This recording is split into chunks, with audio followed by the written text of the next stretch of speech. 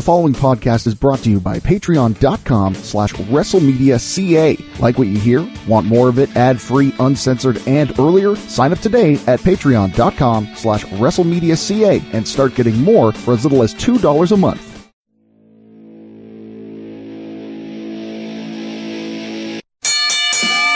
Ladies and gentlemen, it is now time for your main event, where news and opinions on the sport of kings collide. WrestleMedia is proud to present The Wrasslun Show.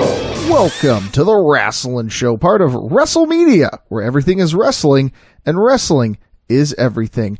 I'm at Adam Conta. That's at Matthew Sukram. Matt, you've got something on your mind from last night's Monday Night Raw. We're recording this on the Tuesday. It's going out to you patrons on the Wednesday, and it's going out to everyone for free on the Friday. But Matt, something happened last night, and you wanted to talk a little bit about it, so we are going to do that in just a moment. But first, I want to quickly thank everybody for listening to the show, and to remind you that you can keep the conversation going via our social media networks. We are available on Facebook, we are available on Twitter, we are available on Instagram. Search all three platforms with WrestleMedia.ca. But Matt, of course, if they maybe can't follow us via social media or they just haven't got time to listen to all of our shows, there's a great way that they can keep up to date with everything that is happening in the world of WrestleMedia each and every single week. And how would they do that, Matt? You can do that by getting an email sent straight to your phone, straight to your inbox on your computer, straight to your pager if you're still stuck in 1997. I mean, this email should be the one thing you should sign up for, and then go do all the other things you're asking you to do. I didn't know. Because once you get this email, you're going to want to do all the other things we're asking you to do, because you're just going to look at this email and be like, this is a great newsletter. How can I get more of this stuff? Yeah, we have a weekly newsletter. I didn't realize we could send it via pager. I will look into that a little bit. I didn't even know pagers could accept emails, to be honest with you. So how would that work? Would the pager put the number up and then you phone the number on the payphone? I assume that this is a person who is a time traveler, is in 1997 and is receiving these messages on their pager. And then All right. Are you a time traveler? Do you feel stuck in 1997? Do you miss the current Wrasslun of 2019? Hi, I'm Matthew Sukram. Sign up for our newsletter. And I'm Billy Mays, back from the dead because we're time traveling. We'll keep your shirts clean and get you up to date on Wrasslun. It's Oxymedia. And scene. Oxymedia for us oxymorons, because I feel like that's what we just turned ourselves into with that little rant. But there it is, ladies and gentlemen. The bottom line is, go subscribe to our newsletter. Oh my God. And when you're checking the news that the newsletter provides, you may see some stuff about our videos on YouTube. So go visit our YouTube channel, subscribe there as well. We've got a brand new video just released showcasing what me and Mike Walsh did at the Transac Club during SummerSlam weekend. No, it's not what you think. The Transac is a New Zealanders club, but there was some pro wrestling going on that night. The Union of Independent Professional Wrestling put on a show called Never Say Never. Mike and I were there. You're going to see some of the highlights and some of the hijinks that Mike and I were up to that night. So go check that out and subscribe. The other thing you can do is check us out on tour. We are going to be hitting the road this Saturday for Angus, Ontario. Rock Solid Wrestling presents Anarchy and Angus 7-Team Homecoming. Do you know why it's called Homecoming, Matt?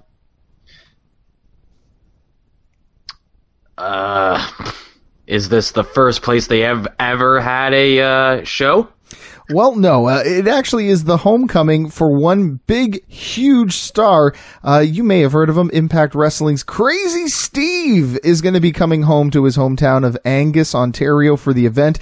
Back to Basics Tattoo and Barber is presenting it. I can't wait for the show. It's going to be awesome. The following week on Saturday, September 14th from the NAV Center at 1950 Montreal Road in Cornwall, it's Seaway Valley Wrestling's Welcome to Detention, featuring AEW superstar Stu Grayson of the the Dark Order taking on Maritime Champion Dylan Davis. It's going to be fantastic. And while we're on the topic of Anarchy and Angus 17 Homecoming, our special guest this week is the Saturday Night Delight, Tyler Tirva, Mr. Stupid Pretty himself. I've been wanting to get Tyler on the show for a while. He's an incredible talent. He's been lighting up rings all over North America, and we're going to have him on the show. We're going to talk a little bit about his beginnings. We're going to talk about his training. He got hurt a little while ago. We're going to talk about that a little bit and what the future has in store for this incredible young athlete. But before we get to that, Matt, let's talk about something that was on your mind after Monday Night Raw. So, sorry for the spoilers, but Bayley was a bad person on Monday. Bayley was a bad, bad girl. Yeah, I wasn't going to go there, but it's true, she was. And so she basically turned on her tag partner, Becky Lynch, for those that didn't see it, after their tag match against the tag champs, Nikki Cross and Alexa Bliss. She helped Sasha Banks beat the crap out of Becky Lynch, and she just, basically what Sasha Banks did to Becky, 3 weeks ago now with the chair shots, Bayley basically did the same thing in the middle of the ring and got cheered for it. Yeah, it was a bit of a weird reaction, to be sure. And that's what I just don't understand. Why? Like, here's what I'm thinking. Character development-wise and just the, oh man, we're going to see something different, I like this direction, that should be applauded. That's creative going, let's do something different with this wrestler, let's give the fans something different. But the thing they're giving them differently should be booed. The actions of her beating down your Raw Women's Champion, who is a babyface, should not be getting cheered. I don't understand WWE crowds anymore. I don't get it. Of course, Jen and I are going to discuss this a little bit more in depth on the patron portion of Women Crush Wrestling this week. On the free section, we're going to be looking at the latter half of this season of Glow. But I want to talk about why you think the fans reacted this way, because that was kind of a big point of discussion within our own little group. So maybe tell us a little bit why you think the fans cheered Bayley on Monday when clearly they were supposed to boo her. I think a lot of it is fans trying to get themselves over, like saying, yeah, we were here for this when it happened and we loved it. And the other thing I can just think of is it's just your immediate reaction to seeing something shocking. You just start cheering for it. But then there's also the bigger idea of the fact that it's maybe a stale character and they're just happy that they're doing something different with her. Or it's the fact that it's harder for baby faces to get cheers than it is for perceived bad guys to get cheers.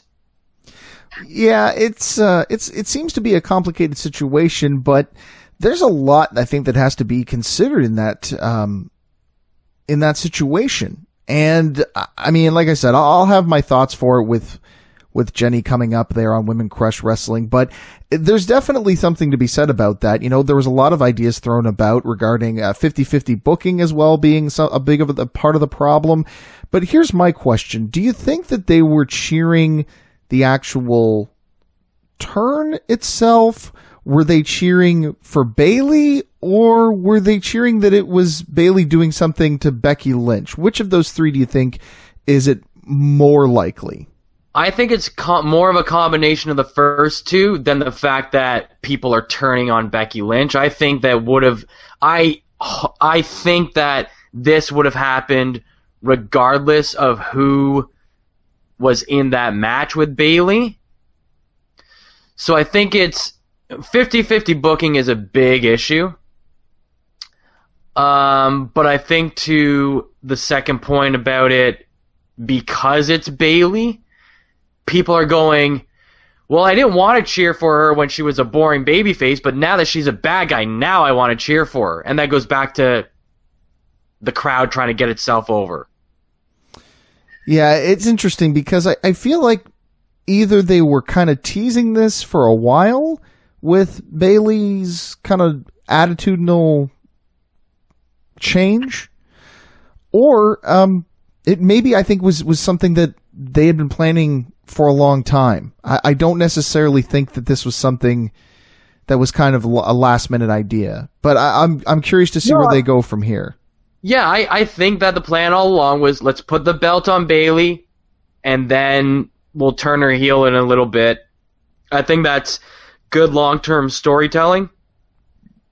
But again, it's to me, like, that should have been a moment where she got booed out of the building, and that would have been a good thing. So, right? I mean, there's monumental moments where the boos just rain down on wrestlers, and that makes the moment because they got that's called getting good heat, right? Yeah. When your actions are actually despicable and they're getting booed, that's what you're trying to achieve. Yeah, no, I don't disagree with that at that point at all. I'm more curious to see. Like, I'd love to talk to those fans and be like, why did you cheer this? Yeah. What was your reason for cheering this as opposed to kind of booing with it? Yeah, I don't know, man, but I'll be interested to see where they go from here for sure. Hey, this is a commercial for patreon.com/WrestleMedia.ca, where you can get early access to episodes of your favorite WrestleMedia shows, get full uncut and uncensored versions of your favorite shows, and more. Don't want to hear this commercial on your podcast anymore? Sign up at our main event tier and get these episodes ad-free. Want to hear your own commercial here instead of ours? We've got tiers for that too. Visit patreon.com/WrestleMedia.ca and join the WrestleMedia revolution today. All right, Matt, we're going to talk a little bit more Raw, specifically some of the history of Raw coming up in the patron portion. But first, we're going to hear from Tyler Tirva, man, this Mr. Stupid Pretty himself, the Saturday Night Delight. He's here to talk about what's coming up this weekend at Rock Solid Wrestling's Anarchy and Angus, as well as what's in the future for him. So let's go to that interview right now. Joining me on the line right now is Mr. Fit and Stupid Pretty, the Saturday Night Delight, and the man who is hoping to once again wow the town of Angus this Saturday. Ladies and gentlemen, Tyler Tirva. Tyler, thanks for being on the show. No, man. Thank you for having me. I'm super excited for this. Let's start off with those nicknames. They're a lot of fun. I've had to ring announce you a couple of times, and it's always a lot of fun to announce you as Mr. Stupid Pretty and the Saturday Night Delight. How did you come up with those nicknames? Well, the first one, like the Young, Fit, and Stupid Pretty, that was given to me actually by Rosemary. So way back in the day, she was actually my manager, and so she showed up with a shirt that just said Young, Fit, and Stupid Pretty, and so I was like, yeah, I'm keeping that. So it just seemed like very suiting. But at first I was like, why is the word stupid there? I was like, I'm not stupid. And then she's like, no, it's like a play on words, so like means like very pretty. I was like, oh, okay. So I felt really bad not knowing like what she meant, but yeah, it's definitely worked out. Ironically enough, that made you feel stupid by finding out that it did not mean stupid at all. Yeah, exactly. I was like, so like, how smart am I actually? And what about Saturday Night Delight?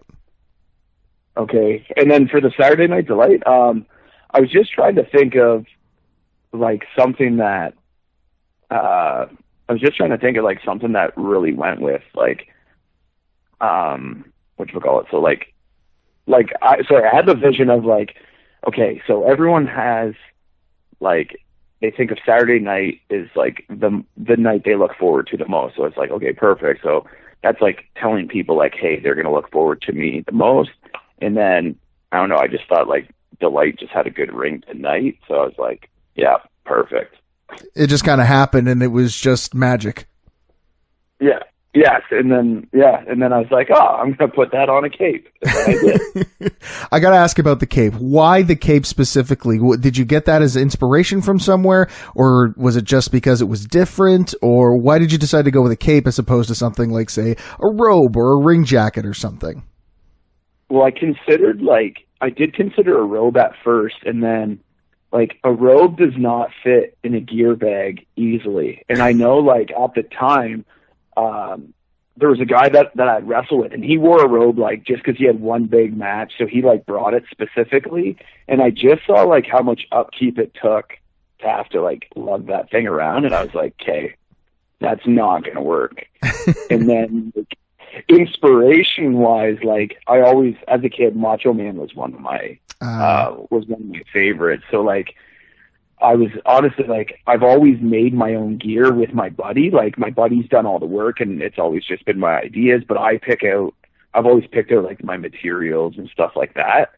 And so we were at a place, and so I just found, like, this super shiny, like, black, like, sequency looking material, and then I was like, cool, I'm going to get this. And then it was actually, like, 2 years later that we used it for the cape, and I just thought, like, oh, I'm going to just cut thumb holes in this thing, and, like, boom, and then there you have it. And I was like, oh, it's a bit different, considering, like you said, like, jackets and, like, robes and stuff like that. Do you want to quickly give your friend a plug here for if he does gear for any of the other boys? He's pretty snobby that way. He is, it's Ryan Sears from Sears Custom Upholstery. He actually does, like, custom motorcycle seats, headliners, and, like, he does, like, literally anything you can put leather on. But then, like, yeah, I'm the only one that he makes gear for. And so even though, like, a few buddies have reached out, but he's like, no, like, I'm only making your gear. So I was like, okay. That's because he recognizes talent right there. Game recognized game. Exactly. So I feel like super exclusive to have my own guy, you know. Take us back to when you were a kid. Did you grow up as a wrestling fan? I did, yeah. I started watching wrestling when I was 2, so my family is actually they've all been wrestling fans. So when I was 2 years old, I have 2 older sisters, and so, like, my one sister, like, I've got, like, different pictures even posted on, like, my social media. So, like, Instagram at Tyler Tirva, and you can see pictures of, like my sister loved Miss Elizabeth, like my middle sister, and then my oldest sister really liked, like, the Rockers, and she's, like, 7 years older than me, so that kind of makes sense. Or she probably just thought they were good looking and, like, did cool stuff. And then I'm rocking, like, the Hulk Rules shirt with the rips in the back, and I had Macho Man shirts. I also had so many LJN and Hasbro figures. So, like, when I was 2 years old, my parents, like, they were super into it too. So, like, my dad used to like put me down to sleep early, and then he'd make homemade pizzas, and then we'd all be woken up and watch Saturday Night's Main Event as a family. So that is so cool. Yeah, so for me, like, it goes, like, way back. So you guys all used to hang out and watch it as a family thing. So you guys kind of bonded over it, which is awesome. Now, as your siblings got older, did they kind of fall out of wrestling, or are you guys still, like, big wrestling fans? Oh, they all, like, everyone fell out of it. They love to see me perform, though. Like, my middle sister, especially the one that, like, Miss Elizabeth, like, she's come to probably even, like, 3 or 4 of my shows, even in, like, the last 2 years. So whenever I'm in her area, like, she makes sure that she'll come check it out. And then my dad, my dad couldn't talk about me more. So it's actually, it's almost, like, too much, but it's also, like, so endearing when I actually sit and reflect on it. Because, like, anytime I see him, he's wearing a Tyler Tirva shirt, or if I get a new shirt, he's just like, "Oh, I don't have that one," and like, yeah, it's pretty interesting because, like, even, like, when I walk into, like, my living room, like, there's 3 of my 8x10s on the wall, but yet everyone else has, like, clothes on and they're in school pictures. So when you see guys on TV like The Miz or Zack Ryder and their dads are, like, their biggest fans, and almost to an embarrassing point, you can relate. Oh, and it's like, it's so ridiculous. Like, I'll be at a family reunion, and like, I was at a family reunion like a month and a half ago, and like, for me, the last thing, like I like to even check out a wrestling sometimes, because it's the main thing everyone just wants to talk about, because that's all that they see with like your social media. So they're always like, oh, I just see, you've been going everywhere, and it's like, yep. But then it's like, well, you're not giving me an opening on anything to elaborate on. And then my dad will just be like, oh yeah, he like, and if you look, like, he works out. It's like, yeah, that actually, like, half the people here work out. Like, it's not that special, but he's just super proud. So I completely get how, like, Zack Ryder and like the Miz, like, yeah, like how their dads are just diehards too. So it is pretty cool. So at what point in your life did you decide this is something that I want to actually do? I want to go from being a fan to being the guy that fans pay to see.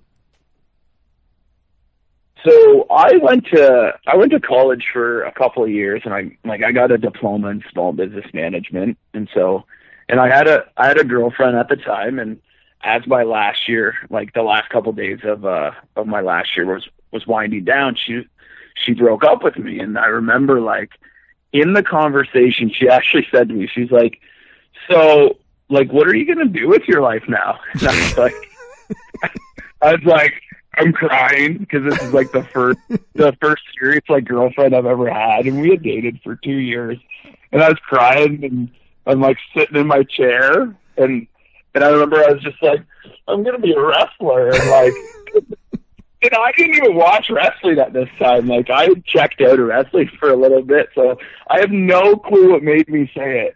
And so, but I was playing the video game, so maybe that's why. Maybe my creator wrestler had to come to life, and so. And I vividly remember she looked me in the eye. She's like sitting on my bed while I'm in my chair, and she's like, "What are you going to do with your life?" And I love that, like, out of desperation, like, trying to get a hot tag, I'm like, I'm going to be a wrestler. I have this incredibly odd visual in my head of you sitting in a chair playing a video game and her looking at you going, yeah, this seems like the right moment to drop the bomb on him. Yeah, she's like, oh, let's just break his heart in half, and then, and we'll just, like, take all his pride, and yeah. You're like, that's not even the worst part. The worst part is I was wrestling for the United States Championship, and Undertaker was really hard to beat in that game. Yeah, exactly. And I was just button mashing, trying to sell up, and it just wouldn't happen. So you get your heart broken, and you use it to kind of motivate you to start training. So where do you even begin? I mean, do you know where to go to get wrestling training, or do you get it through somebody who knows somebody? How does it start for you? So I actually had, like, later that year, I actually moved out west. And so I lived on, like, my buddy's couch in, like, Edmonton. I still to this day have no idea why I went, but I was just like, I didn't have a job lined up after my summer job was done, working at General Motors driving a fork truck. So, and they couldn't extend me because they only hired me as a student. So, yeah, so I drove out to Edmonton, and then every single day I'd go to the gym and work out, because I just started working out that summer. And then I kept going to this internet cafe. And so, yeah, that's really going to date me of how old I am. But anyway, so I'm going to an internet cafe, and I ended up, like, I don't even think I Googled. I think I Yahoo searched. At the time, I, like, Yahoo searched, like, wrestling schools. And so, and then this, like, all these, like, indie feds kept coming up that were from, like, the Calgary area. And so for me, that would have been like a 2.5 hour drive. And so I don't know, I just kept looking through it. And I was like, I'm like, these guys just look like they're shitty. Like this can't be good. And then like I found I did find a wrestling school, but like I like wasn't smart enough to know that, like, hey, if you reach out to this guy, like, you'll get a better understanding. So just for like 3 or 4 days straight, I kept going to that internet cafe, and I was just looking up, like, random stuff, but I kept searching, like, wrestling related stuff in Alberta. Right. And then, like, so then after being in Edmonton for 2 weeks, I was just like, I'm not doing anything with my life. Like, I need to go home. So, like, I drove home, And it only took like 3 days. It was ridiculous. I drove 17 hours straight without, I remember my little red Cavalier after sleeping in a gas station. Oh, man. I believe that last stretch was like Winnipeg to home. I can't remember, but I remember it was 17 hours straight. So I wanted to get home to watch Sunday football. Anyways, once I finally got home, then I went back on the internet and I ended up finding a wrestling school called a wrestling website called Pro Wrestling Extreme. And so because of where I lived, that was the closest federation. So I just like reached out to that owner, and then the owner told me like, hey, we've got these new classes starting the 1st of like January. So we're going to have a new trainer at the time. And so like, I think it'd be better for you to just wait for them. And he's like, and I'll give you a few contacts of a few guys that are in your area so you can carpool down with them. So, yeah, so that's like the long short of it. So you start training and you step in between the ropes for the first time. Was it what you expected? Was it more difficult, less difficult? Did you take to it easily? Walk us through your experience with getting into the ring for the first time. So my first day, I drove up with like 2 guys that were from my town. We met at like, we had messaged each other on MSN to set everything up.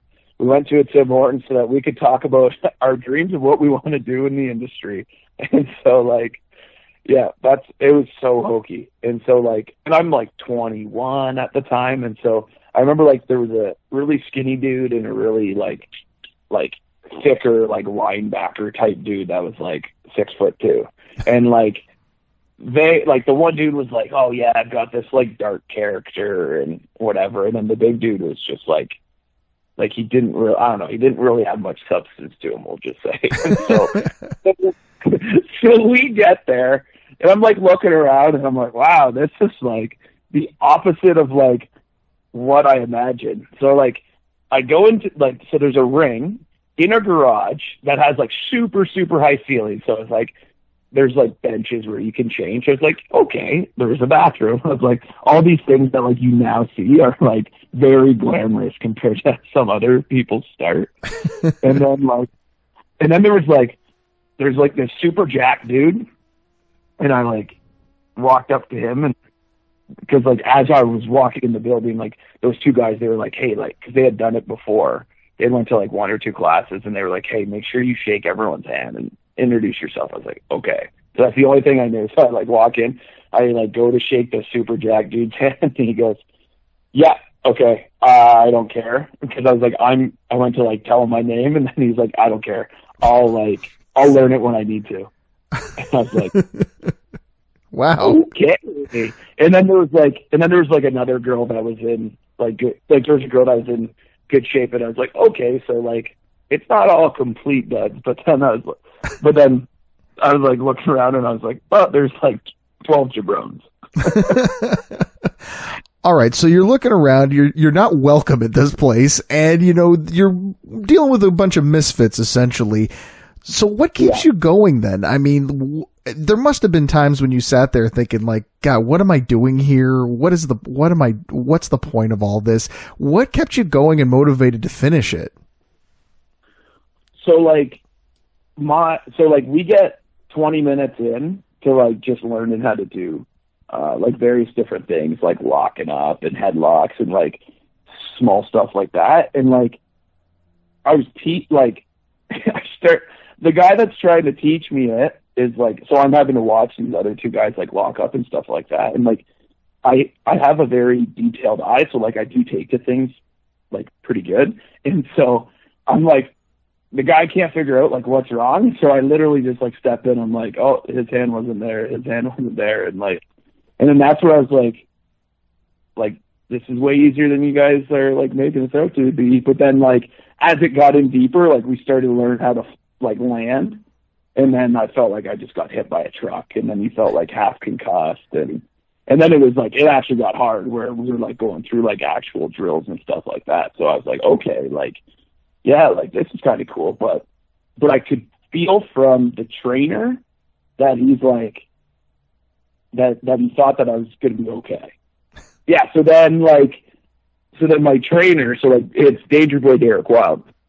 So Danger Boy Derek Wild, like again, like at the end of class, like didn't shake my hand or whatever because he was just kind of like being snobby with it. But he kept making me do, like, guys would bump in the middle of the ring, and then he kept making me do like 4. So like, boom, stand up properly, and just like drill after drill. And so that's when I was like that's how I had been trained my entire life, because I played a lot of different sports growing up. So like, the more he challenged me, just like the more I was into it. I was like, good, like, yeah, like, cool, what's next? Cool, what's next? And so like, I was just like, I had I have an obsessive personality. So for me, like, anytime he's like telling me anything, like, I just listen. Like, he told me early on, like, you just shut up and listen. And so that's all I did for like the first like couple of years. Do you think that he pushed you harder because he saw potential in you, or do you think he was just trying to get rid of you? No, he actually told me at, like, I was the first one there for the second practice, and that night there was only 6 people total, so like half of them didn't show up, and some of them didn't even come back. And so, and like, when I went to shake it, or I just waved to him, and when I waved to him, I just said, "I know you don't want to know my name." And he goes, actually, like, I need to know your name. And I was like, what? He goes, yeah, you actually need to get stuff made. So like, in my second practice, he told me to start getting gear made because I was going to have a match soon. And did that completely blow your mind at that point in time, that you would be having a match so quickly, or were you excited about it to think like, this is it, man, this is what I want? Well, it was one of those moments that, like, it didn't register what he was telling me, though, because like, I didn't know what getting gear made meant. I didn't know, like, so he was just explaining, like, yeah, you need to find someone that will make you like gear, and like, you need to go on a website and order wrestling boots. And like, I was like, okay. But in my head, I'm like, I don't know how close that's going to be. So like, I didn't think anything of it. And then I showed up for the third practice the following week, and he's like, so did you order your shit yet? And I was like, no. And he's like, you need to get that. And so I actually had my first match after my 8th practice. Wow.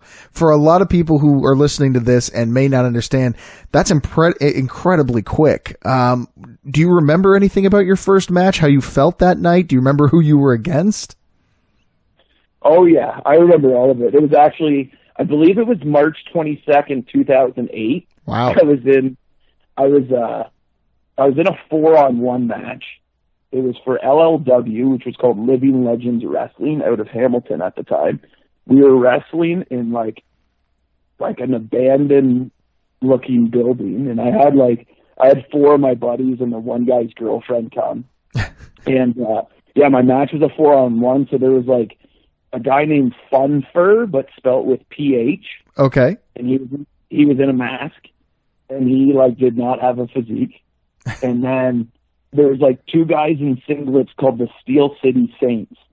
All right. And like, I believe like less than 2 years later, I don't think any of those guys wrestled anymore. And then I wrestled a guy named Samoa Mo, and who actually is now is Ben Ortman's. Oh, okay. All right. So everybody starts somewhere. Yeah. So we were in a 4-on-1, and then the 4 of us piled on top of Samoa Mo and pinned him 1, 2, 3, and then as the baby faces that we were, they then held his arms back while I got to unmask him. Of like any good baby face. Welcome to pro wrestling. So you're starting off very quickly. You're jumping right into things head first. So at what point do you finally kind of start to get a feel for things, and you realize that, okay, I think I've kind of got this whole wrestling thing down? Does it happen as an aha moment, or does it just kind of gradually happen to where you just turn around one day and realize, oh, I've been doing this for a while and I know what I'm doing in there? There's so many layers to that. at least for me. So I remember like I had a match at almost my 1 year. It was 11 months in, and it was like, but it was in my hometown, and so it got a really good reaction. But it was my first like good match that I thought that I had, and it was the first time where I felt like I helped contribute to a lot of that, rather than like the other guy carrying everything through it. And so I remember at the time I was like, oh my God, like, okay, I'm getting better. And then but then a year later, I had it then just evolved from there. And then honestly, until it actually took, I would say it was at least till my 5th or 6th year, it took me to then understand this is exactly how now I've got it. But then there's even times still where I'm like, nope, there's this and there's this and there's this. So what I thought that I knew at 6 years, I knew way better at 10. And then even right now, I still, every time I go out there, I learn something new about the business. It's insane. Well, you've had a lot of professional ups and downs and some personal ones as well, and sometimes they kind of meet in the middle. You're one of the hottest acts in pro wrestling. You're making a name for yourself. You're getting a lot of eyes on you, and then bang, you go down with an injury. And it takes you out for quite a little bit. Talk us a little bit about that. What happened? How long were you out for? How did it affect you? Yeah, so you're meaning my first injury, right? Yes. Yeah, so I was 2.5 years in, and I had a match on WWE SmackDown against Kurt Hawkins and Vance Archer. And then literally a month later, I was out in PEI, and I was on a tour. It was the first night opening match. I was wrestling a guy named Trash Canyon, and yeah, something happened where he was a little late on something, and anyways, I ended up rolling out of the ring, and because I had torn my ACL, and I remember just being shattered in that moment, because I was brought out to that tour because I was supposed to wrestle Billy Gunn and Brutus Beefcake and Bushwhacker Luke for the other 4 days, and so I was super heartbroken about it. But what it did is it slowed me down, and it made me stop and change everything. So it's I now looked at wrestling in a different light in terms of how I was going to execute it. I now looked at my in-ring style in a different way. I started to understand who I was as a person, because I had to overcome that. But it was also I was able to really work within myself to understand who I am and how I could project that to the crowd. That's really interesting to see how something that a lot of people may look at as a setback actually ended up doing a lot of good for you professionally. Since that time, you've gone on and you've had some tremendous matches with a lot of different great talents all over the country and all over the world. Tell me a little bit about some of your favorite opponents, some of your favorite matches. What are some of the highlights for Tyler Tirva? Wow, that's a good question. There's a few different standout ones for me. So I've been very fortunate. I've been able to really early in my career, I actually got to I tagged with Jimmy Superfly Snuka. I tagged, and I was able to also tag with the Honky Tonk Man. And those were I was a year or year and a half in. And then since then, I remember I was one of my favorites. It was there was 2 matches. It was Highlander Robbie and the Honky Tonk Man. They went out first, and then out number 2 for the main event was Brutus the Barber Beefcake against Tyler Tirva. And so we were wrestling at a brewery we were wrestling at a brewery, and it was for a travel website. It was their Christmas party. And so it was it was free, all you can drink for these people. And they all showed up dressed as their favorite wrestler. Amazing. Yeah, so you've got all these people like just jazzed up, like there was a dude like dressed as the $1 Million Man with like walking around with the belt, and like you had like a bunch of Stone Cold Steve Austins and The Rocks, and then you had like The Undertaker, Paul Bearer, and then I'm wrestling like the real Brutus Beefcake. And I remember like they actually had the people all the way up, like right against the ring, so like they're just pounding on the mat while Brutus locks in the sleeper hold on me, puts me to sleep, and then he cut my rat tail off and like threw it into the crowd, and the place went ballistic. It was awesome. What an absolutely surreal story, but it could only exist in the world of professional wrestling, 100%. Tyler? Oh, it's so sweet, because like I remember as a kid, like I had his little Hasbro figure, and so like Brutus Beefcake, I always had him like number 20 in my Rumble, and he would be down to like like he'd be out before like the final 6. But then I was like, but I just lost to Brutus Beefcake. You got a busy weekend coming up. WrestleMedia is going to be live in Angus for the Anarchy and Angus show, Homecoming. You're going to be there too. I don't know if your opponent's been named yet, but let the fans know. Maybe those of them who are on the fence, they've never seen a Tyler Tirva match. What are they in store for the Saturday Night Delight on Saturday? Man, I got a text from a friend of mine today who actually just moved to Angus recently, and she's super excited because she's like, "Oh my God, you guys are coming to Angus! Like I saw you guys a few years ago when you were in Collingwood. Like you guys are so good. I can't wait like to come back." And so, this Saturday we're going to be at Angus. For those that haven't seen me before, you can expect a dapper, dimpled, dangerously delicious Mr. Young, Fit, and Stupid Pretty, the Sunday morning hangover cure, the Saturday Night Delight, a couple drop kicks, maybe a top rope elbow drop, but at least a few smiles and a few swings with the cape. And so that could potentially be against Daddy Davis. Well, you guys have a long storied history. No matter who you're against, I know that you're going to give the fans in attendance every single bang for their buck. Tyler, tell all the fans where they can find you via social media. You already mentioned your Instagram. Are you on Twitter? Do you do Facebook? Anything like that? Yep, I'm on with Twitter. I'm at Tyler Tirva on Twitter, Instagram at Tyler Tirva, and then I also have a Facebook fan page listed as Tyler Tirva. Tyler, thanks so much. It truly has been a delight regardless of the day of the week. Thanks a lot for being on the Wrasslun Show. Bro, thanks so much for having me. That was a lot of fun.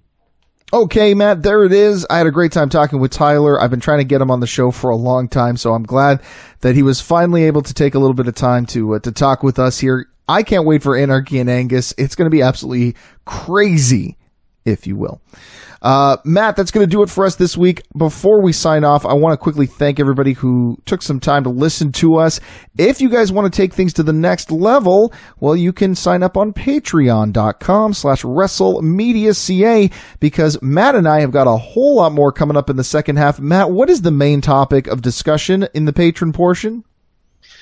We are going to chat IC title heritage. It's the Intercontinental Championship's 40th anniversary this week. The WWE has been doing stuff to celebrate all week long on the network. Matt and I are going to talk the Intercontinental Championship, the best matches, the worst champions, some people who were, possibly in an interesting situation, having been history makers with the belt and probably won't get featured at all this week. We're going to talk a little bit about that, but that's only for our patrons. So if you want to be a part of that portion, head over to patreon.com/WrestleMedia.ca. Hey, but if you don't want to put a few ducats in the bucket every month, that's fine. Matt, what's another way that our listeners can help us out? Share the podcast. Share with a friend. Share it with an enemy. Share it with the guy behind the Subway counter that's bringing you lunch today. Just tell him when he says, "What do you want on your sub?" You say, "I'd like some cheese, but I'd also like you to listen to the Wrasslun Show." I think that's perfect, yes. Of course, if you're listening to us on iTunes, you can also rate and review us, be our own personal Dave Meltzer, and give us 5 stars with a great review. We'd appreciate it. Either way, thanks for listening, man. We really appreciate it. Matt, anything else to say before we wrap it up for the free portion of the show this week? If you don't like us, boo us, and we'll change. Thank you very much, Matt. For WrestleMedia, on behalf of the Wrasslun Show, I'm at Adam Kota. That's at Matthew Sukram. And you know what to do. Listen, share, subscribe, repeat. This has been a presentation of WrestleMedia, where everything is wrestling and wrestling is everything. Here's what you're missing out on right now over at patreon.com/WrestleMedia.ca. So I'll go on record as saying I think the Intercontinental title is a bad name for the championship. I like the belt, and obviously I love what it stood for, but I don't think it's a good name for a title. I think it's confusing. It is. It is when it's like, what does that mean? Well, you're a champion of all the different continents. So the world. So what does the World Championship mean? Right. Well, I am also a champion of all the continents. Yeah. Right. It's just not. So the world champion is also the champion of the oceans. I think that's the point they're getting at here, right? So, yeah. If there's a whale out there that wants to challenge for the world title, well, then you're going to have to take on. Don't look at Pat Patterson, because that's not the area he governs. All right, you're going to have to go after the Hulkster for that one. That's right. I mean, the Hulkster could defeat a great white shark, but I'm just saying, if an animal of the deep wanted to challenge him, he'd have to answer the call. That's why he took on John Tent in WCW when he was the shark. Want more? Sign up now at patreon.com/WrestleMedia.ca.